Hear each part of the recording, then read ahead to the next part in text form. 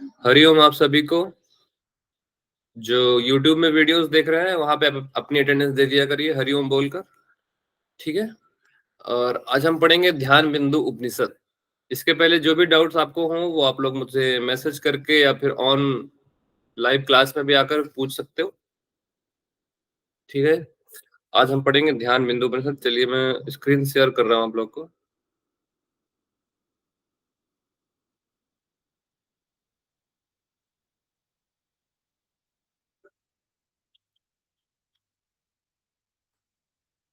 Screen visible है? Slide दिख रही है आप लोगों को? Yes sir. Yes sir. हम्म।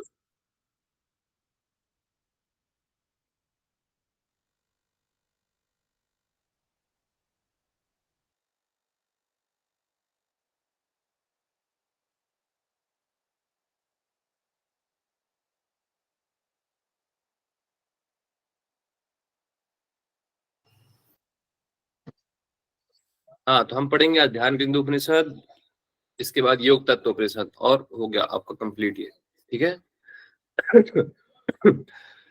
ये आप जो मोटो देख रहे हैं ना यहाँ पे, जो हमारा नारा है, दुनिया को आप अपना सर्वश्रेष्ठ दीजिए, आपके पास सर्वश्रेष्ठ लौट कर आएगा।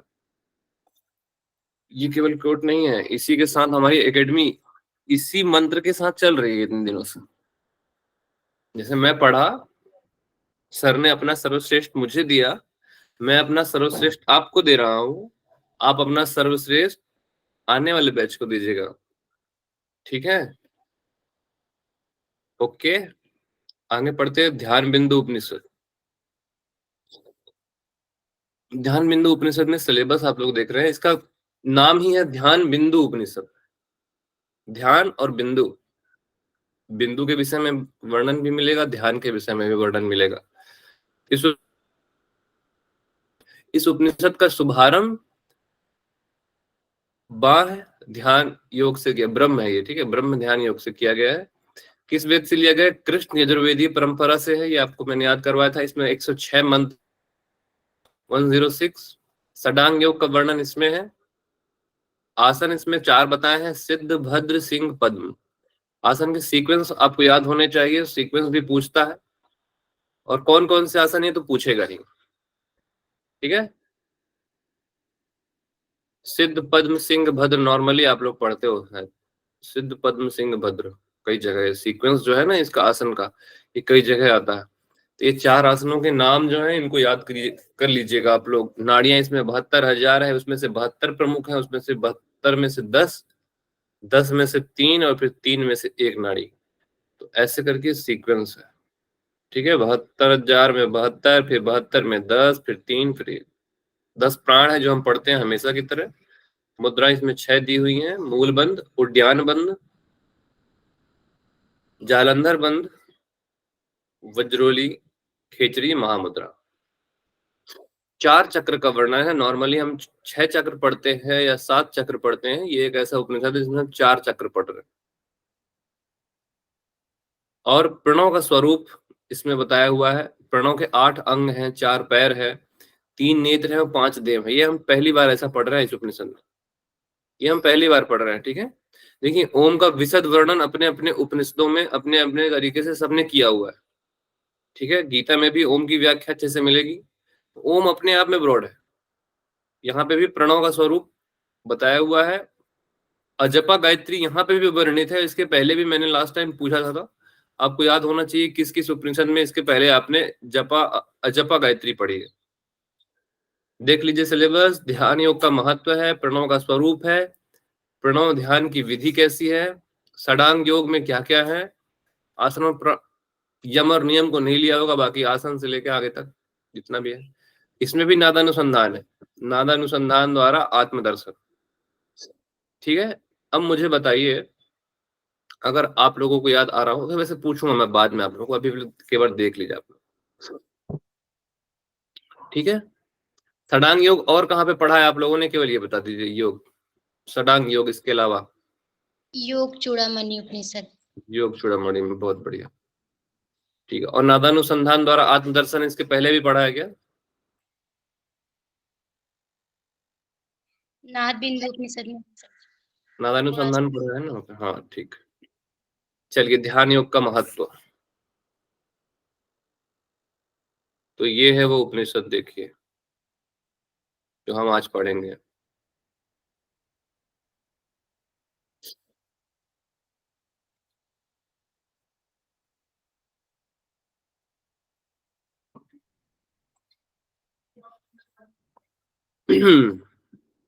इस उपनिषद का शुभारंभ ही ब्रह्म ध्यान योग से किया गया है। ठीक है। तत्पश्चात क्रमशः ब्रह्म की सूक्ष्मता, सर्वव्यापकता, ओमकार का स्वरूप, ओमकार के ध्यान की विधि, प्राणायाम के साथ प्रणव का ध्यान कैसे होगा, सविशेष ब्रह्म का ध्यान, हृदय में ध्यान एवं उसका प्रतिफल क्या प्राप्त होगा साधक को, षडांग योग, आसन चतुष्टय भी इसमें वर्णन है। सिद्ध, भद्र, सिंह, पद्म को यहाँ आसन चतुष्टय बोला है। मूलाधार आदि चक्र है, कुल 4 चक्र मैंने बताया। नाड़ी चक्र है, 10 प्राण है, जीव का प्राण अपान का वशवर्ती होना, योग के समय प्राण और अपान की एकता आप इसमें पढ़ते हैं। अजपा गायत्री है, हंस विद्या है। ठीक है, अजपा गायत्री को हंस विद्या बोलते हैं। कुंडलिनी से मोक्ष की प्राप्ति कैसे होगी, ब्रह्मचर्य आदि से कुंडली का जागरण, 3 बंद, खेचरी मुद्रा, खेचरी से वज्रोली की सिद्धि, महामुद्रा, हृदय में आत्म अनुभव तथा नादानुसंधान द्वारा आत्मदर्शन, ये सारा सिलेबस में है। साधना द्वारा सिद्धि प्राप्ति करने के लिए इच्छुक साधकों के लिए इस उपनिषद में बड़ा ही व्यवहारिक मार्गदर्शन उपलब्ध है। व्यवहारिक समझ रहे हैं, जो हम भी कर सकते हैं साधना की दृष्टि से, ये व्यवहारिक है बिल्कुल। इस उपनिषद को हम स्टार्ट करते, चलिए प्रारंभ करें। यदि शैल समम पापम विस्तीर्णम बहुयोजनम भिद्यते ध्यान योगेन नान्यो भेदः कदाचन। यदि पर्वत की तरह अनेक जन्मों के संचित, मतलब कर्म की बात हो रही है, यदि पर्वत की तरह अनेक जन्मों के संचित अनेक योजन व्यापक तत्व के लिए पाप समूह हो, तो भी ध्यान योग की साधना द्वारा उनको नष्ट किया जाना संभव है। मतलब अब अन्य किसी साधन से उनका नाश संभव नहीं है। यहाँ पे ध्यान बिंदु उपनिषद में देखिए, जो आपके पाप समूह हैं, जो देखिए कर्म करते हैं तो कुछ कर्म अच्छे होते हैं, कुछ कर्म बुरे होते हैं। ठीक है, लेकिन कर्मों के संस्कार अंतःकरण में रहते हैं, जन्म से दूसरे जन्म, दूसरे जन्म से तीसरे जन्म, ऐसे चलते रहते हैं वहां पे। तो यहाँ पे कर्म करना पर कर्म में लिप्त ना होना एक साधक के लिए बहुत आवश्यक होता है। यहाँ पे बताया हुआ है कि ध्यान योग के द्वारा, जो यहाँ पे पाप समूह है ना, पाप समूह का संबंध आपके कर्मों से ही है एक तरह से। तो ध्यान योग की साधना द्वारा पाप समूह का नाश किया जाना संभव बताया हुआ है इसमें। आगे कह रहे हैं बीज अक्षर परम बिंदुम, बीज अक्षर परम बिंदुम नादम तस्योपरि स्थितम सशब्दम चाक्षरे क्षीणे निशब्दम परम पदम। यहाँ पे बीज अक्षर ओमकार से परे बिंदु स्थित है, मतलब ओमकार से परे भी एक बिंदु स्थित है, उसके ऊपर नाद विद्यमान है, जिसमें क्या है, मनोहर शब्द ध्वनि सुनाई पड़ती है। ओमकार का जब हम नाद करते हैं तो ओमकार से परे एक बिंदु है जिसमें मनोहर शब्द ध्वनि सुनाई पड़ती है। उस नाद ध्वनि के अक्षर में विलय हो जाने पर शब्द विहीन स्थिति होती है, वही परम पद से जानी गई है। तो इस तरह से उपनिषद चल रहा है। ठीक है, ये देखिए, पर्वत के समान अगर आपके कर्म है तो वो किससे समाप्त होंगे, ध्यान योग से। किसी भी साधक के पर्वत के समान कर्म, कर्म के पाप, वो सारे ध्यान योग से समाप्त होंगे। परम पद की प्राप्ति इसमें होती है, कैसे होती है, नाद ध्वनि का अक्षर में विलय हो जाने पर शब्द विहीन स्थिति उत्पन्न होती है साधक के भीतर, वही उस साधक की परम पद की स्थिति मानी गई है। ब्रह्म की सत्ता यहाँ पे बताई हुई है कि ब्रह्म की सत्ता कैसी है। देखिए, ब्रह्म की सत्ता बताई हुई है, मतलब ब्रह्म का स्वरूप। बालाग्रसत सहस्त्रम तस्य भागस्य भागिन तस्य भागस्य भागार्थम तत्क्षय तु निरंजनम। मतलब यदि आप इमेजिन करते जाइएगा ब्रह्म का स्वरूप कैसा बताया इसमें। यदि बाल, गेहूं आदि का बाल जो होता है, यदि गेहूं आदि के बाल के अग्रभाग अर्थात नोक के 1 लाख हिस्से किए जाए, ठीक है, आप इमेजिन करते जाएगा, जो गेहूं की डाली होती है गेहूं की बाल, उसका 1 लाख हिस्सा किया जाए तो उसका एक सूक्ष्म भाग जीव कहलाएगा। ठीक है, 1 लाख हिस्से में एक हिस्सा जीव कहलाएगा। उसके पुनः उतने भाग अर्थात 1 लाख भाग किए जाए तो वो ईश्वर कहलाएगा। ठीक है, उस छोटे से हिस्से के जीव से ईश्वर कहलाए। तत्पश्चात उस एक सूक्ष्म भाव के 1 लाखवें हिस्से के भी 50,000 हिस्से किए जाने पर जो शेष रहे, उसके भी क्षय हो जाने पर जो सूक्ष्म से अति सूक्ष्म शेष रहे, वह निरंजन स्वरूप ब्रह्म की सत्ता है। देख रहे हो कितनी सूक्ष्म है, यहाँ पे इतनी गहराई से ब्रह्म का वर्णन है। तो ब्रह्म की सत्ता, ब्रह्म का स्वरूप ऐसा बताया हुआ है। ये आपने नया जाना है आज। ठीक है, कितना छोटे से छोटा, अति सूक्ष्म। अब यहाँ पे प्रणव का स्वरूप, ये प्रश्न यहाँ से आया है। ठीक है, यहाँ से प्रश्न पहले बन चुका है। प्रणव के तीनों अंशों में लय होने पर, इसको देखिए, जैसे चार्ट आप देख रहे हो यहाँ पे, ये चार्ट बहुत इजी समझने के लिए है, लेकिन अगर आप बुक से पढ़ोगे, देखो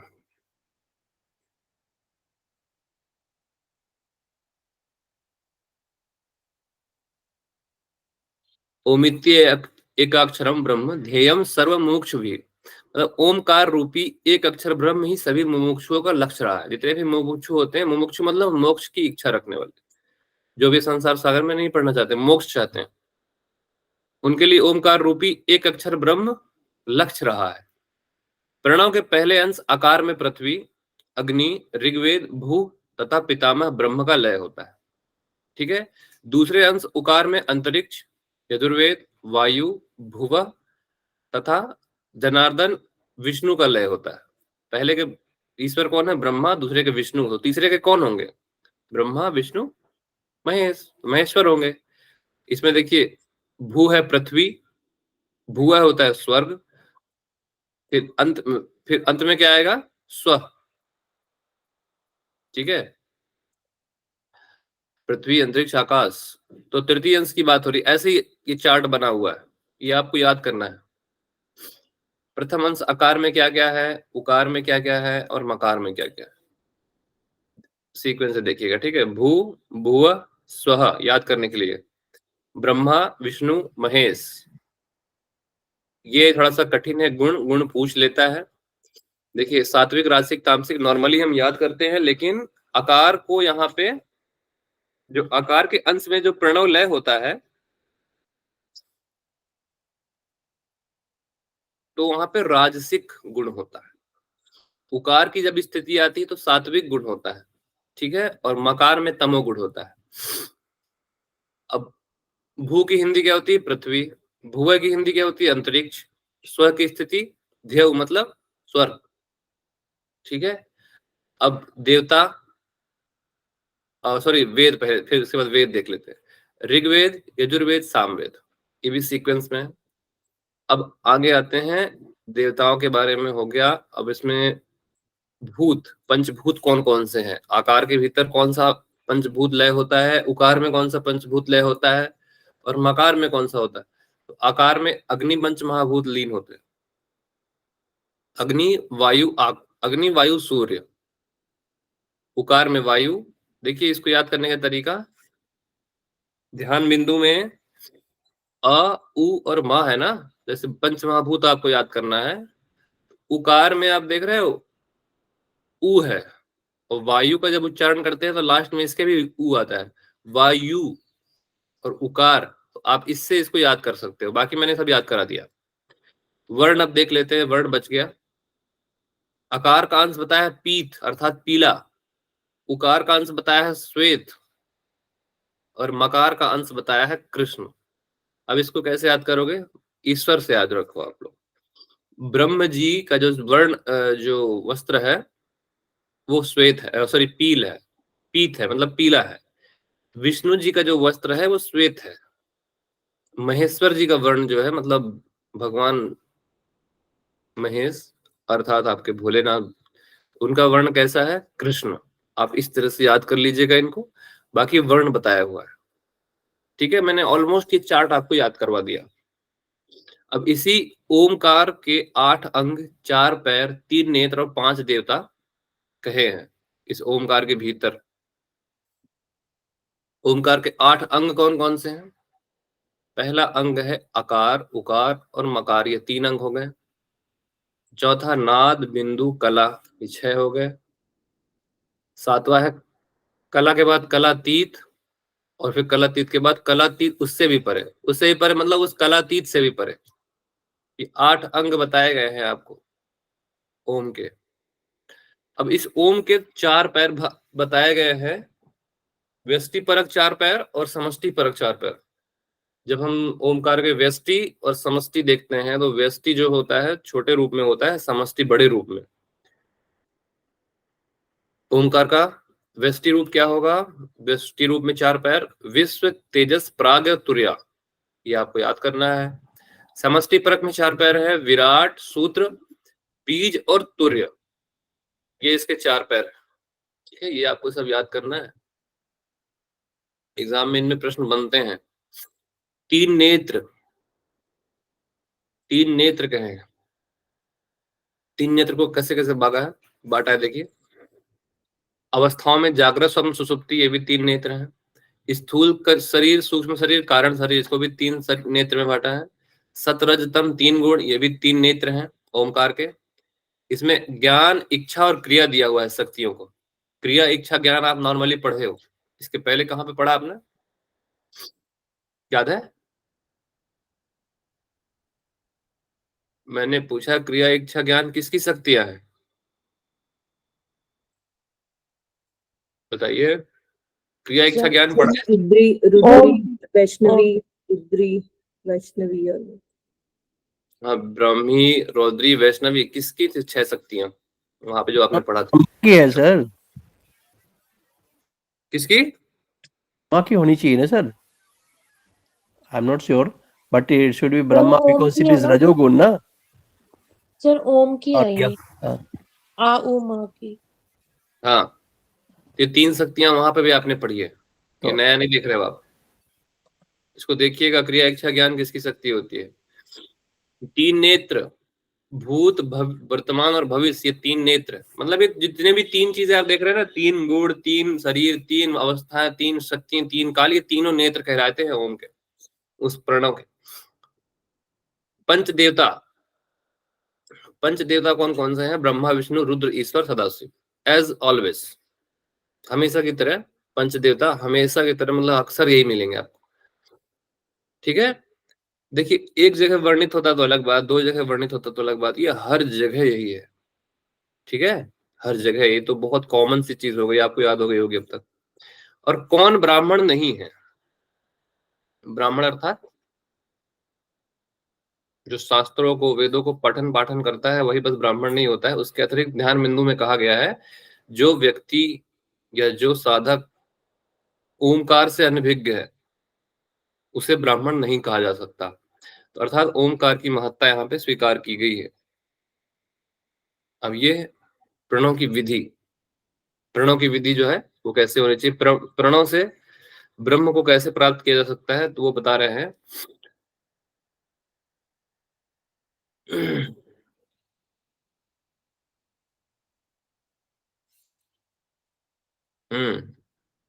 जो व्यक्ति ओमकार से अनभिज्ञ है उसे ब्राह्मण नहीं कहा जा सकता। इसमें क्या है, प्रणवो धनु, प्रणव को धनुष, सरोह आत्मा, ब्रह्मात लक्ष्य में उच्यते। प्रणव को धनुष, आत्मा को बाण और ब्रह्म को लक्ष्य, ये 3 चीजें हैं जो आप उपनिषदों में इसके पहले भी आपने पढ़ा होगा। ओमकार को धनुष बनाकर आत्मा रूपी बाण से ब्रह्म का लक्ष्य प्राप्त किया जा सकता है। बिना प्रमाद किए तन्मयता पूर्वक बाण से लक्ष्य का भेदन करना चाहिए। इसके परिणाम स्वरूप अर्थात ब्रह्म के सायुज्यत्व, मतलब ब्रह्म के प्राप्त कर लेने के पश्चात सभी क्रियाओं से निवृत्ति अर्थात मोक्ष की प्राप्ति हो जाती है। युज्वत मतलब जीत लेने से, किस पे? अपनी इंद्रियों को जीत कर ब्रह्म को जब साधक प्राप्त करेगा तो सभी क्रियाओं की निवृत्ति से अर्थात कर्म से, कर्मों के बंधन से, जन्म मरण के चक्रण से मोक्ष की प्राप्ति मतलब मोक्ष की प्राप्ति करेगा। आगे, अब इस ओमकार से किस किस की उत्पत्ति हुई है? तो ओमकार से देवों की उत्पत्ति। देख रहे हो ये देखो, इसमें आपको जब याद करना हो ना कि इसमें धनुष आत्मा है कि ब्रह्म है कि प्रणव है, देखो इसको आप देख रहे हो, ये धनुष ऐसा बना हुआ है, मतलब आधा ओम बना है, समझ लो आपने। मैंने ऐसे याद किया था इसको, ठीक है। ये जो है पूरा ओम बनने जाता है अगर इसको आप इसको ऐसे करके करते हो। अब देखो, लक्ष्य हमेशा ब्रह्म होगा, लक्ष्य हमेशा ब्रह्म होंगे, निराकार स्वरूप ब्रह्म हमेशा लक्ष्य होंगे। डाउट हो सकता है आपको धनुष और बाण में, तो धनुष आपको मैंने बता दिया, जो ओम है वो धनुष है और जो आत्मा है वो बाण है, ठीक है। इसमें बहुत लोग को डाउट हो जाता है ये छोटी सी चीज में। बिना आलस की बाण से लक्ष्य का भेदन करने से मोक्ष की प्राप्ति होती है। देखिए ओमकार से उत्पत्ति यहाँ बताई है, ओमकार से देवताओं की, स्वर्ग की, त्रिलोक की और संपूर्ण जगत की उत्पत्ति हुई है। किससे हुई है? ओमकार से देवों की उत्पत्ति, ओमकार से ईश्वर की उत्पत्ति, त्रिलोक से त्रिलोक की उत्पत्ति और सभी स्थावर जंगम मतलब सभी प्राणियों की उत्पत्ति ओमकार से हुई है। आगे अब ओमकार का फल, जिसे ओमकार का हम उच्चारण कर रहे हैं ना, अ उ और म, ठीक है। तो देखिए ओमकार के ह्रस्व मतलब छोटे वाले भाग से, छोटे अंश से, ये वाले भाग से, ये वाला भाग, ठीक है। ये वाला पार्ट जो है ये ह्रस्व है, ये वाला दीर्घ है और ये वाला अर्धमात्रा है, ठीक है। ये 3 भाग में बटा होता है ओम, इसी ओम में सब कुछ समाहित है। समझ में आया? ओमकार के ह्रस्व अंश से पापों का दहन होगा। ह्रस्वो दहति पापानि, दीर्घ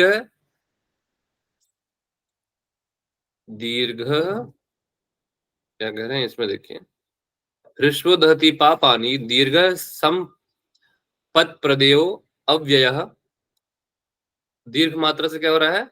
संपत् प्रद अव्यय, मतलब दीर्घ अंश से अमृत स्वरूप अक्षय संपदा को प्रदान करता है। तथा अर्धमात्रा, अर्धमात्रा समायुक्त है, प्रणवो मोक्षदायक है। तो मोक्ष किससे मिल रहा है? अर्धमात्रा से, ठीक है।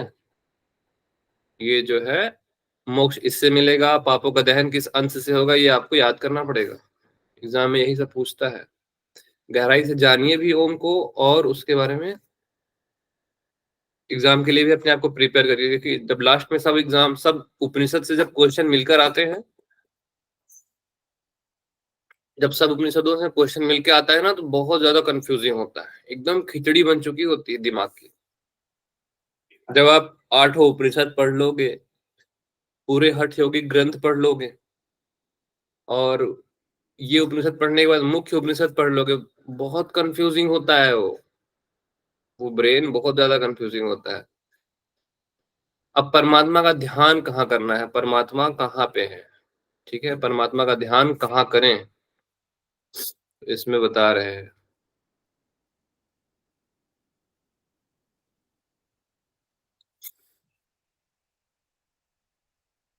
इसको परमात्मा के ध्यान से पहले एक बार देख लीजिए, कौन वेद वेदता होता है। तैल धाराम अवच्छिन्न दीर्घ घंटाद निनादवत अवाच्यम प्रणवस्याग्रम यस्तम वेद स वेदविद। तैल धारा, तेल की अजत्र धारा की तरह, दीर्घ घंटा निनादवत, घंटे के लंबे निनाद के समान, प्रणव के आगे ध्वनि रहित शब्द होता है। ध्वनि रहित होता है मतलब समझ रहे हो, बिना ध्वनि के शब्द होता है, उसको नाद कहते हैं। आपको नाद में मैंने बताया था कि नाद क्या होता है। जो हम ओम का उच्चारण करते हैं उसमें आहत नाद फिर अनाहत नाद। तो ये जो ध्वनि रहित शब्द होता है ना, इसको एक शब्द में अगर आप कहना चाहो समझने के लिए कि ध्वनि रहित स्थिति जो शब्द की है वो आहत की नहीं है, अनाहत की है, ठीक है। जो आप ओम का उच्चारण करने के बाद चारों तरफ आप महसूस करते हो, अपने बॉडी में महसूस करते हो, अपने मस्तिष्क में चारों तरफ, आप लोग कभी एमएसआरटी किया कि किस किस लोगों ने किया एमएसआरटी? मैंने कहा था करने के लिए एमएसआरटी।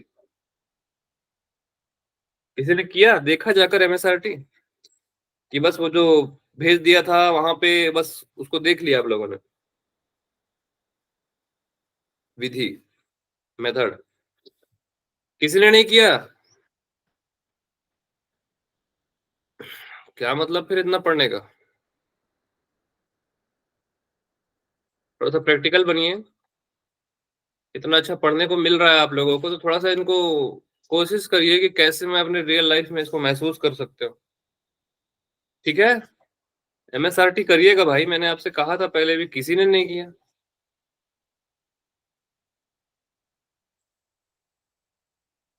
आप लोग हो या नहीं हो? मैं ऐसा लग रहा है खुद से बात कर रहा हूँ। नहीं sir. Certainly we will do it. अब से मैंने कहा है एमएसआरटी करने को, तो आप लोग करिए ना। कुछ भी नहीं करते हैं, ऐसे पढ़ने से क्या मतलब फिर? थोड़ा सा प्रैक्टिकल भी थोड़ा जीने का प्रयास करिए। सर साइक्लिक में जरूर डीप क्विक और उसके लिए गए, बट एमएसआरटी अभी तक ट्राई नहीं किया। एमएसआरटी करिए भाई, आप लोगों के लिए ही ये सब है। बहुत है इस ओमकार के अंदर ना, बहुत कुछ है इस पे, बहुत रिसर्च हुई है। एज अ रिसर्च स्कॉलर मैं रिसर्च की तरह देखता हूँ सब कुछ। जो ओमकार है ना, ये अपने आप में बहुत ब्रॉड है, छोटा सा है लेकिन बहुत कुछ इसमें समाया हुआ है। वेगस नर्व स्टिमुलेशन हो, चाहे डिप्रेशन हो, सब कुछ होता है इस ओम से, है ना। परमात्मा का ध्यान कहाँ करें, कैसे करें, इसके बारे में देखो यहाँ पे बताया है। आप जो इस ओमकार के नाद को जानता है ना, ओमकार के ध्वनि रहित शब्द होता है, जो ये जानता है वही वेद वेदता कहलाता है। अब उस परमात्मा का ध्यान कहाँ करें? तो हृदय पद्म कर्णिका मध्य, हृदय कमल की कर्णिका के मध्य स्थिर दीप निभाकृतिम। किस आकृति का?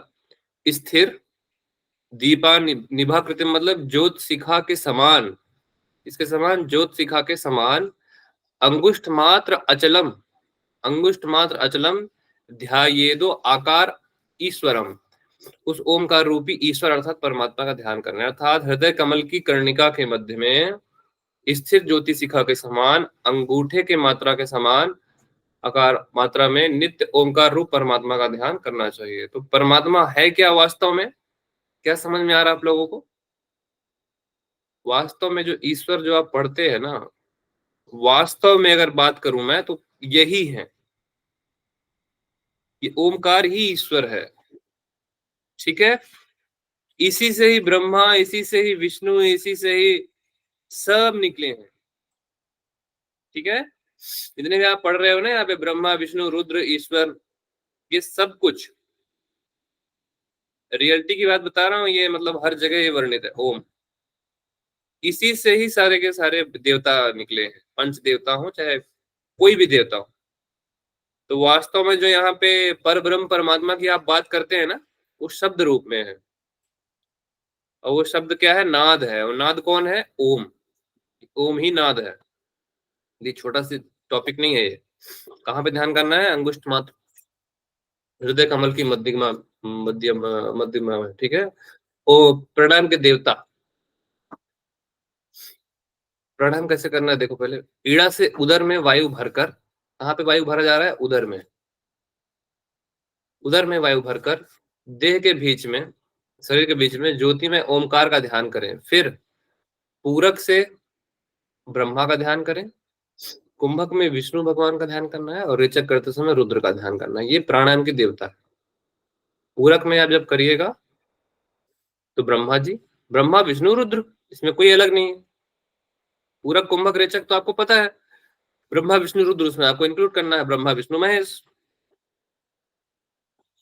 तीसरा, हृदय कमल का स्वरूप कैसा है? यहाँ पे ये जो देख रहे हो आप चित्र यहाँ पे, इसको देख के आपको समझ में आएगा थोड़ा सा।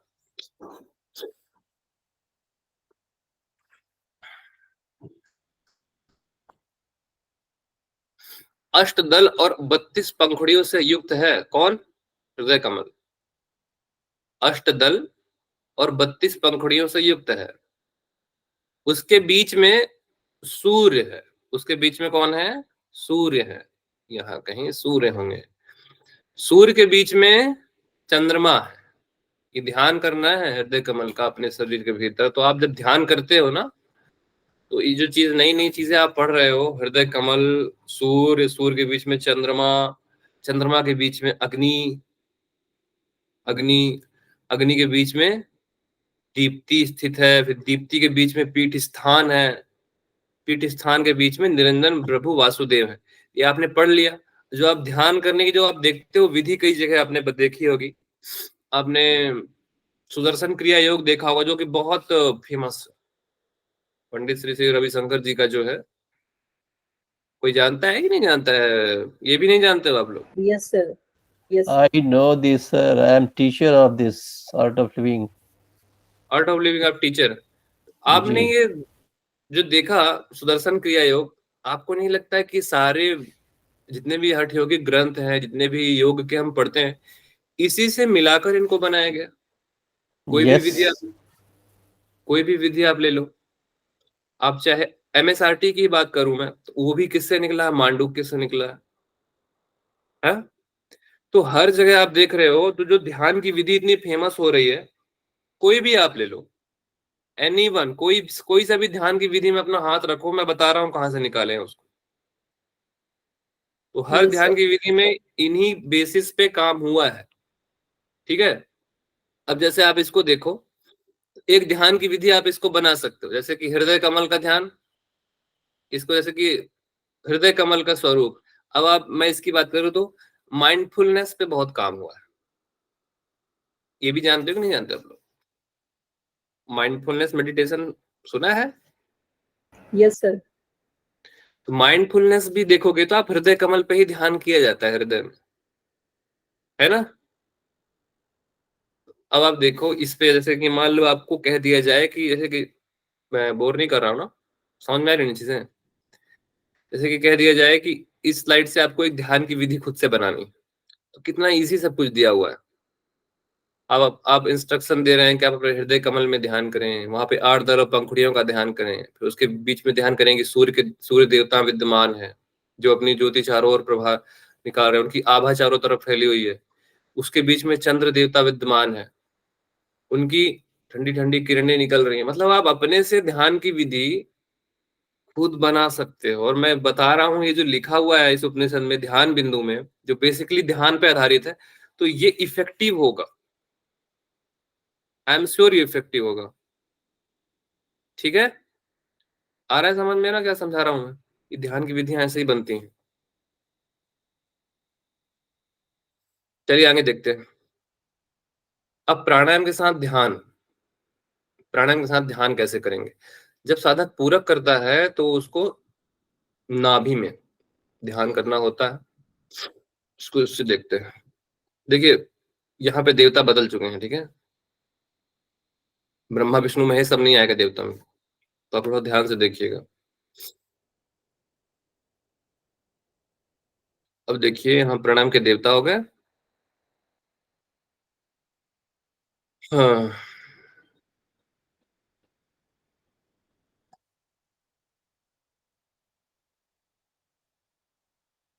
शुद्ध स्फटिक के सदृश करोड़ों चंद्रमा की कांति वाले महाविष्णु का विनियमित होकर ध्यान करें। ये सारा का सारा जो हम पढ़ रहे हैं ना, ये केवल पढ़ने लायक चीज नहीं है। उन्होंने साफ साफ कहा ये व्यवहारिक है उपनिषद।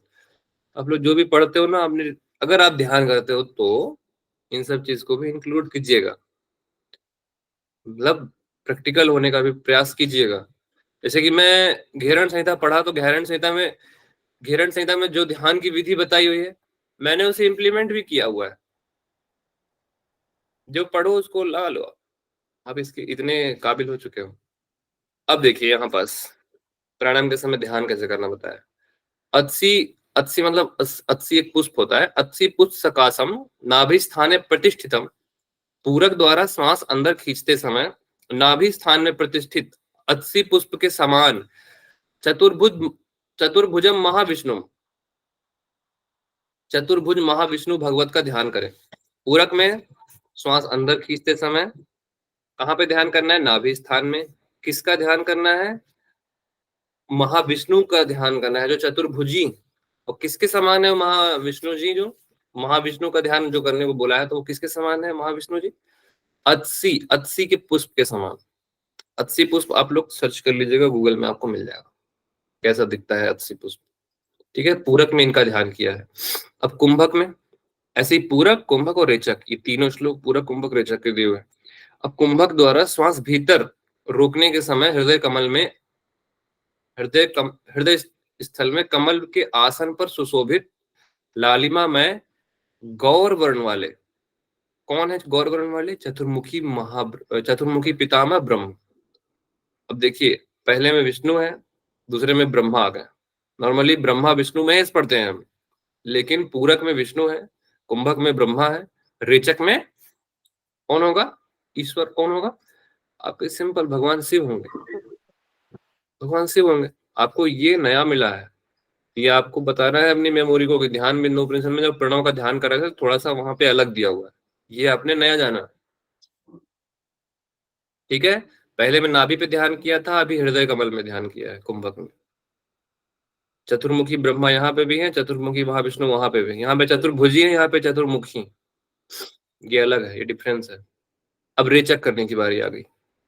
रेचकेन तु विद्यात्मा ललाटस्थम त्रिलोचनम शुद्ध स्फटिक संकासम निष्कलम पापनाशनम। अब रेचक के समय श्वास छोड़ते हुए कहाँ पे ध्यान करना है? ललाट में। किसका ध्यान करना है? भगवान शिव का। भगवान शिव कैसे हैं? शुद्ध स्फटिक के समान है। शुद्ध स्फटिक मतलब सुदृश, श्वेत, श्वेत से भी परे, श्वेत रंग से के त्रिनेत्र युक्त, मतलब उनका त्रिनेत्र युक्त है। ठीक है, निष्कल मतलब कलाओं से रहित, पाप संहारक, भगवान शिव का ध्यान करना है। तो इस तरह से प्राणायाम करते समय भगवान का ध्यान करना है। आपने ये भी याद कर लिया, मुझे जहां तक लगता है आपको ये याद होगा, आज याद रहेगा। अत्सी पुष्प, लाल वर्ण, श्वेत वर्ण आपने जान लिया, ब्रह्मा जी, विष्णु जी, ब्रह्मा जी, शिव भगवान, नाभि में, हृदय में, ललाट। ठीक है, अब इसमें आगे क्या बोल रहे हैं?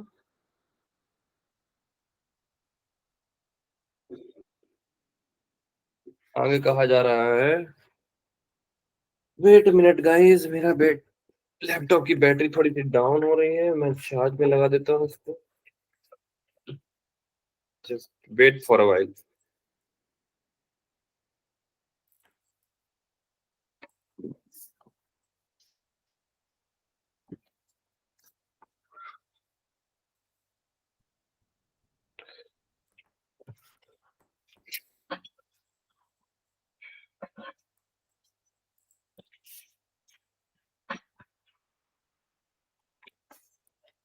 हाँ, तो यहाँ पे आगे देख रहे हैं, नीचे की ओर पुष्पित हुआ, ऊपर की ओर नाल वाला तथा अधोमुख की ओर मुख किए हुए कदली पुष्प की तरह हृदय कमल में सभी वेदों के आधारभूत भगवान शिव अवस्थित है। 100 अर वाले, 100 पत्ते वाले विकसित पंखुड़ियों से युक्त हृदय पद्म में सूर्य, चंद्रमा और अग्नि का एक के बाद दूसरे का क्रमशः ध्यान करना चाहिए। पहले किसका? सूर्य का, फिर चंद्रमा का, फिर अग्नि का। ठीक है, 100 अर वाले हैं, 100 पत्ते वाले हैं तथा विकसित पंखुड़ी है उनकी। सूर्य, चंद्र और अग्नि के बोध हेतु सर्वप्रथम हृदय कमल के विकसित होने का ध्यान करें। तत्पश्चात हृदय कमल में स्थित बीज अक्षरों को ग्रहण करके अचल चेतना अवस्था की स्थिति साधक को प्राप्त होती है। इसके बाद 3 स्थान, 3 मार्ग, त्रिविध ब्रह्म, 3 अक्षर, 3 मात्रा तथा अर्ध मात्रा में जो परमात्मा स्थित है उसके ज्ञाता को ही वेद के तात्पर्य का ज्ञाता मानना चाहिए। ये ध्यान बिंदु उपनिषद में बताया गया। 3 स्थान कौन कौन से होंगे? 3 स्थान होंगे, यहाँ पे बताया हुआ है। अवस्था त्रय, कौन कौन से 3 स्थान हो गए? जागृत, स्वप्न, सुषुप्ति। 3 मार्ग कौन कौन से हैं? धूम, अर्ची, अगति। धूम, अर्ची और अगति, ये 3 मार्ग हो गए। त्रिविध ब्रह्म, ब्रह्मत्रय कौन कौन से हैं? विश्व, विराट और ओत ब्रह्म। ये आप नया पढ़ रहे हो, ठीक है? विश्व, विराट और ओत ब्रह्म, पता नहीं इसमें है या नहीं, आई थिंक इसमें नहीं दिया हुआ है, आप लोग इसको यहीं से देखो। ठीक है, जिन्होंने भी स्लाइड बनाई ये बहुत इंपॉर्टेंट चीज छोड़ दी है, पर आप लोग, मैं नहीं छोड़ूंगा। ब्रह्मत्रय आपने देख लिया। अब 3 अक्षर की बारी आ रही है यहाँ पास। तीन अक्षर क्या क्या है? तीन अक्षर यहाँ देखिए आप लोग, अ, उ और मा, तीन अक्षर हो गए। उसके बाद त्रिमात्रा आएगी। तीन मात्रा कौन कौन सी होगी जो अभी पढ़ के आ रहे हो आप? ह्रस्व मतलब छोटी, दीर्घ और प्लुप्त, ठीक है, तीन मात्रा होंगी। उसका अर्ध मात्रा तो पता ही है, ओमकार के ऊपर जो होती है। तो ये आपने सब समझ लिया। जो इनको जानता है वो कौन है? वो ज्ञाता ही वेद के तात्पर्य का ज्ञाता माना जाता है। ठीक है, अब यहाँ पास देख रहे थे, जिस प्रकार मनुष्य कमल नाल से जल को धीरे धीरे खींचते हैं, उसी प्रकार योगी जो है उसे योगस्थ होकर प्राणायाम द्वारा वायु को धीरे धीरे ऊर्ध्व भूमिका में ले जाना चाहिए। ठीक है, इसको कहने का तात्पर्य पता है क्या है? प्राणायाम द्वारा धीरे धीरे, जैसे कि कमल नाल से जल को ऊपर की ओर खींच रहे हैं, वैसे ही मूलाधार से आज्ञा की ओर जाना चाहिए। एक तरह से ये समझाया जा रहा है यहाँ पर।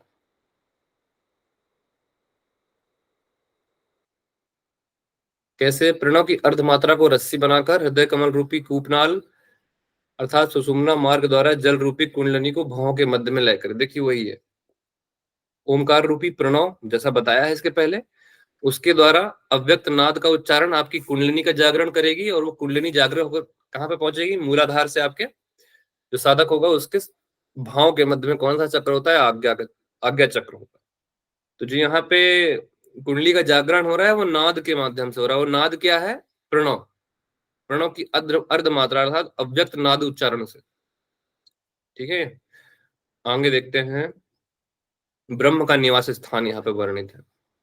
भ्रू मध्य ललाटे तु नासिकायस्तु मूलतः जानियाद अमृतम स्थानम तद ब्रह्मयतनम महत। मतलब नासिका के मूल से लेकर भाव के बीच में जो ललाट का स्थान है, वहां तक अमृत स्थान जाना चाहिए। अमृत स्थान मतलब सोमरस का सदैव स्त्राव हमारे यहाँ पे होता रहता है। आप हठयोग प्रदीपिका में ये कॉन्सेप्ट पढ़ चुके हैं। वहां तक अमृत स्थान जानना चाहिए, वहीं ब्रह्म का महान निवास स्थान बताया गया है।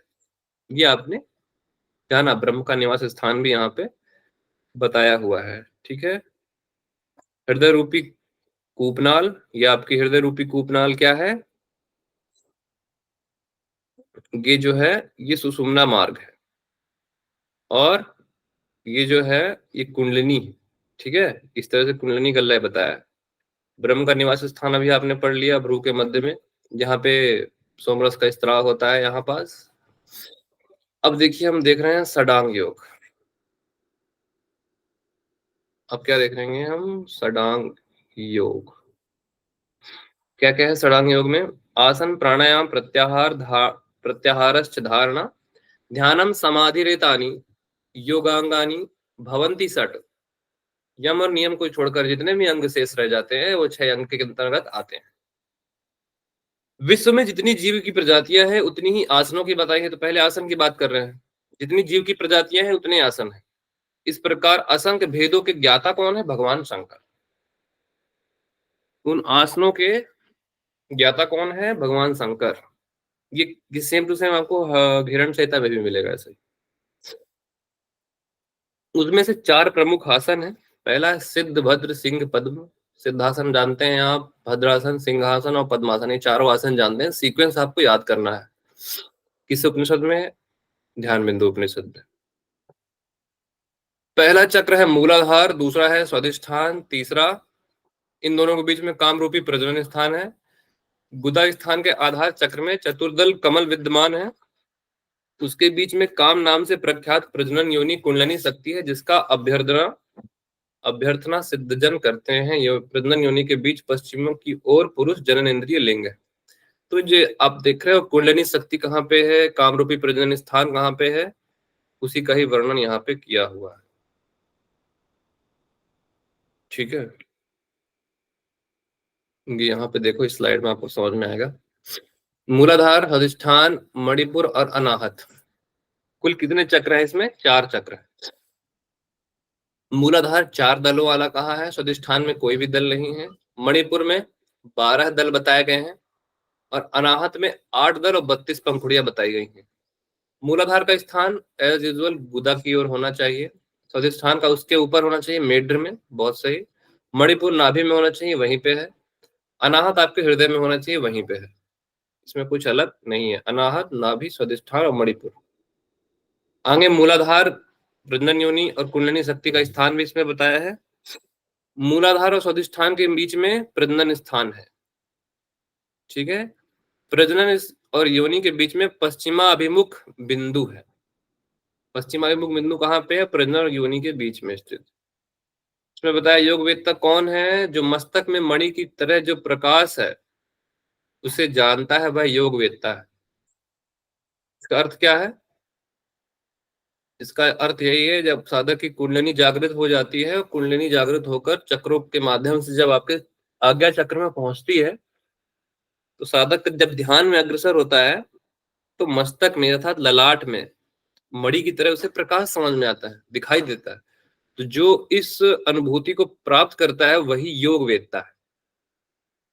स्वादिष्ठान चक्र भी बताया है। स्वादिष्ठान चक्र को स्वसंज्ञक प्राण व मेढ्र भी कहा जाता है। मणि के प्रकाश की तरह वायु से पूर्ण शरीर है, ये स्वादिष्ठान चक्र के अंतर्गत समझाया गया है। मणिपुर चक्र नाभि मंडल में स्थित है, 12 दल वाला है, आपने देख लिया यहाँ पे। पाप एवं पुण्य का नियंत्रण करता है क्योंकि पेट से संबंधित है। तत्व ज्ञान मणिपुर अर्थात जो मणिपुर चक्र को नहीं जान पाते वह जीवात्मा जो होते हैं वो भ्रम जाल में ही फंसे रहते हैं, अर्थात संसार सागर में, क्योंकि उनका पुण्य पाप में कोई कंट्रोल नहीं होता है। हम क्यों जीवन चक्र में फंसे हुए हैं? कर्मों से कर्म फंसाते हैं, पुण्य पाप में। जितने पुण्य हैं, जितने पाप हैं, उनको भोगने के लिए आना पड़ेगा वापस जन्म लेकर। ये कॉन्सेप्ट आपको पता है। आगे है कंद का स्थान। कंद का स्थान कहाँ पे बताया है? मेढ्र मतलब होता है स्वादिष्ठान, ठीक है। यहाँ पे भी मेढ्र आए तो समझ जाना स्वादिष्ठान चक्र की बात हो रही। स्वादिष्ठान से ऊपर और नाभि से नीचे, स्वादिष्ठान के ऊपर और नाभि के नीचे जो बीच में स्थान समझ में आ रहा होगा आपको। इमेजिन करो मेढ्र के ऊपर और नाभि से नीचे बीच में जो स्थान है, वहां पक्षी की तरह कंद का स्थान बताया है। उस कंद से ही 72,000 नाड़ियां निकली। उस 72,000 नाड़ियों में से 72 नाड़ियां प्रमुख हैं, 72,000 में से 72 में से 10 प्रमुख हैं, 10 में से 3 और 3 में से 1 होगी। 10 नाड़ियों के नाम ध्यान बिंदु उपनिषद में ये हैं: इड़ा, पिंगला, सुषुम्ना, गांधारी, हस्तवा, पूषा, यशस्विनी, अलंबुसा, कु और संखिनी। देखिए अभी तक कितनी सारी नाड़ियों के अलग अलग नाम हमने देख लिए। यही याद करना आपके लिए चैलेंजिंग होता है। इसी को ही पार कर जाता है जो वो JRF पा जाता है, उसी को फिर 30 लाख की स्कॉलरशिप मिलती है और फिर वो अपनी रिसर्च आराम से करता है। और योग में JRF यदि आपके पास है तो बहुत स्ट्रेस फ्री आपकी PhD होती है। ईड़ा आपके चंद्र नाड़ी में ही पाई जाएगी, पिंगला सूर्य में ही है, सुषुम्ना को अग्नि कहा है यहाँ पे, जो दोनों के बीच में अर्थात सूर्य और चंद्र के बीच में सुषुम्ना नाड़ी होती है। ये नाड़ियां आपने जान ली। बाकी लोगों के स्थान नहीं बताए हैं, ये आप लोगों के लिए गुड न्यूज है। इड़ा, पिंगला, सुषुम्ना ये तीनों नाड़ी सतत प्राण का संचार करने वाली है और प्राण के संचरण मार्ग रूप है। अब 5 प्राण है और 5 उप प्राण है, हमेशा की तरह। प्राण, अपान, समान, उदान, व्यान, नाग, कूर्म, कृकल, देवदत्त और धनंजय, ये उप प्राण। मुझे लगता है कि आप लोगों को ये प्राण और उप प्राण के नाम अब तक याद हो गए होंगे। नहीं हुए हैं तो याद कर लीजिएगा, नाड़ियां आपने नहीं पढ़ी है इसमें आज। अजप्पा गायत्री, इसके पहले भी आपने इसे पढ़ा है, कोई नया कॉन्सेप्ट नहीं है। जो जीव दिन में कितने बार? 21,600 बार जप करता है, ठीक है। नॉर्मली हंस रूप में करता है। आकार ध्वनि प्राण बाहर मतलब एक्सेल, हम फिर अंदर भरेगा तो सकार ध्वनि। इसी से सुदर्शन क्रिया निकला है। प्राण अंदर प्रवेश करता है, पूरक, ठीक है। दिन रात 21,600 बार। अजप्पा गायत्री के करने वाले साधक को क्या फल मिलता है? तो यहाँ बताया हुआ है कि जो अजप्पा गायत्री का जाप करता है वह साधक मोक्ष प्रदान करने वाला होती है। अजप्पा गायत्री के केवल संकल्प मात्र से ही सभी पाप कर्मों से मुक्ति प्राप्त होती है। उस साधक ब्रह्म पद को प्राप्त कराने वाली होती है अजप्पा गायत्री। अजप्पा गायत्री के सदृश कोई विद्या नहीं है, ना ही कोई जप है, ना ही कोई पुण्य है। मतलब पुण्य, जप, विद्या अजप्पा गायत्री से श्रेष्ठ नहीं है, ऐसा ध्यान बिंदु उपनिषद के अनुसार बताया है, ठीक है। कुंडलिनी का जागरण यहाँ बताया हुआ है। इंपॉर्टेंट पॉइंट ये है कि कुंडलिनी का जागरण यहाँ वहनी योग मतलब अग्नि योग द्वारा हो रहा है। अग्नि योग ये वही योग है जो हम पहले पढ़ते आए हैं, मूलाधार की अग्नि को जगाने वाला। मूलाधार की अग्नि के द्वारा परमेश्वरी अर्थात कुंडलिनी का जागरण होता है, इसमें कुछ भी नया नहीं है। ध्यान बिंदु में भी आप पढ़ रहे हो, ये देख लो। प्राणायाम करने के लिए कौन सा आसन है? पद्मासन है। पद्मासन में बैठकर नाड़ी द्वार से प्राणवायु को खींचकर कुंभक द्वारा उसे रोकता है, वह मोक्ष को प्राप्त करता है। ठीक है, इसमें कुछ नया नहीं है। प्राणायाम के श्रम द्वारा जो स्वेद अर्थात पसीना शरीर साधक के शरीर से जो निकलता है, उसे नहा धोकर समाप्त नहीं कर लेना चाहिए। क्या करना चाहिए? शरीर पर मल लेना चाहिए, पोंछना नहीं चाहिए कपड़े से। यहाँ पे क्या कह रहे हैं? स्वेद कण जो पसीने होते हैं उसको शरीर पर ऐसे ऐसे मल लेना चाहिए, लगा लेना चाहिए। प्राणायाम के समय कटु, अम्ल और नमक का पूर्ण रूप से परित्याग करके केवल और केवल गाय के दूध का सेवन करना चाहिए, वही सुखी होता है। और इसमें एक चीज और नई बताई जा रही है कि 1 वर्ष में सिद्धि यहाँ पे कौन प्राप्त कर रहा है? देखिए, ब्रह्मचारी, मिताहारी, योगी और योग परायण। इसका सेम कॉन्सेप्ट आपने एक जगह और पढ़ा हुआ होगा, वही है इसमें भी। ठीक है,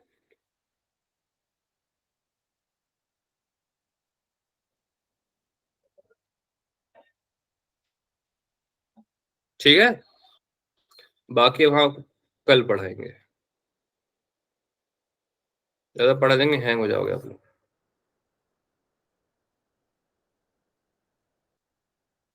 इसके आगे हम लोग कल पढ़ेंगे। अशरफ आलम जी, इच्छा पंडित, जया, कल्याणी जी, नीतू, पद्मा, प्रियंका वर्मा, प्रियंका कुशवाहा, रमेश पांडे बच्चे, साक्षी सिंह, संतोषी वर्मा, उमेश सिंह। ठीक है, आया समझ में? ध्यान बिंदु उपनिषद ऑलमोस्ट आपने पढ़ लिया है। गिनी जुनी 2-3 स्लाइड्स बची हैं, उनको पढ़ के आप लोग ध्यान बिंदु उपनिषद भी पढ़ चुके हो। Any doubt? सो तो नहीं गए आप लोग? इतना बोरिंग पढ़ा रहा हूं क्या मैं? No sir.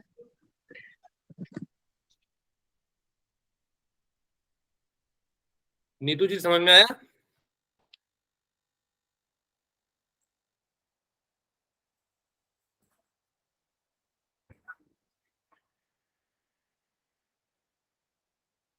आप लोग सो रहे हो क्या यार? मुझे तो ऐसा No, ही लग रहा sir. है। नहीं no sir, no sir, no sir. मुझे ऐसा क्यों लग रहा है कि आप लोग सो रहे हो? सब गुड नाइट स्लीप में चले गए लग रहा है। जैसे नीतू जी को आवाज दे रहे हैं, वो सुन ही नहीं रही। ध्यान के बारे में पढ़ रहे थे ना जी आज। तो ध्यान में आ गए सब लोग। समझ आया? चलिए, समझ में आया, ठीक है। पढ़िएगा और रिवीजन करिएगा। बहुत सी चीजें सेम सेम है और बहुत कंफ्यूजिंग है, ये मैं जानता हूँ। पता नहीं, मुझे लगता था हो सकता है आप लोग की बुद्धि बहुत तेज हो, आप लोग को ना हो रही है ये प्रॉब्लम। मुझे तो हुई थी भाई। ठीक है, माइक प्रॉब्लम है सर, ऑन नहीं कर पाती हूँ। ठीक है, कोई बात नहीं।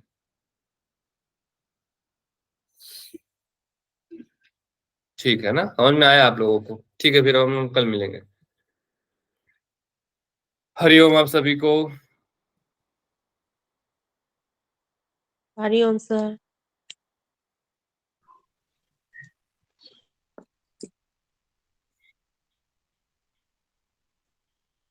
हरिओम।